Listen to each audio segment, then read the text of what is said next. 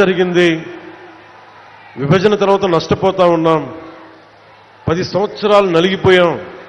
ఇంకోసారి నలిగిపోకూడదన్న ఉద్దేశంతో మొదటి రోజు నుంచి కూటమి ప్రభుత్వం కోసం తపన పడ్డాం. ఈ రోజున మనం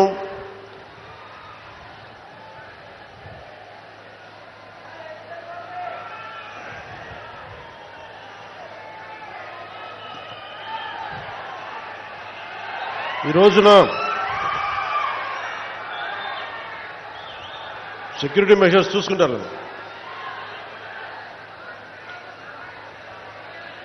అమరజీవి జలద్వార ద్వారా చేపట్టిన వాటర్ గ్రిడ్ ప్రాజెక్ట్స్ నిర్మాణం కోసం రాష్ట్ర వ్యాప్తంగా 5 జిల్లాల పరిధిలో 7,910 కోట్ల రూపాయలని ఖర్చు పెడతా ఉన్నాం.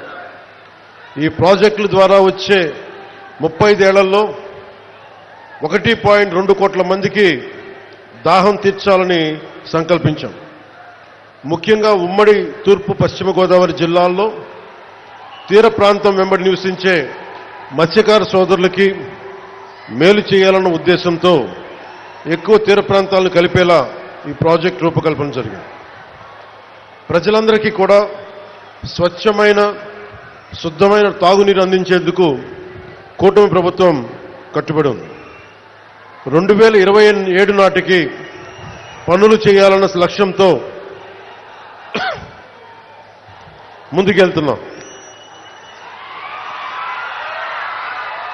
మీకోసమే. మీరు అరిచి అరిచి అరిచి గొంతులు ఎండుకుపోతే మీ గొంతు తడపడానికే ప్రాజెక్ట్ ఇది.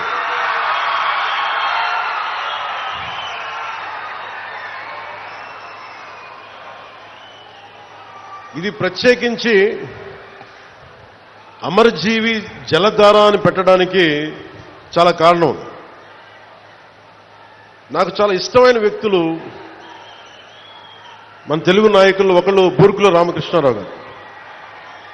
తెలంగాణ ముఖ్యమంత్రిగా పనిచేసి తెలుగు వారందరూ ఏకం కావాలి అని చెప్పి ముఖ్యమంత్రిగా ఉండి తను స్వచ్ఛందంగా పదవి దిగిపోయి, తెలంగాణ ముఖ్యమంత్రిగా పదవి దిగిపోయి ఆంధ్రప్రదేశ్ ఉమ్మడిగా ఏర్పడటానికి విలీనం చేశారు, త్యాగం చేశారు.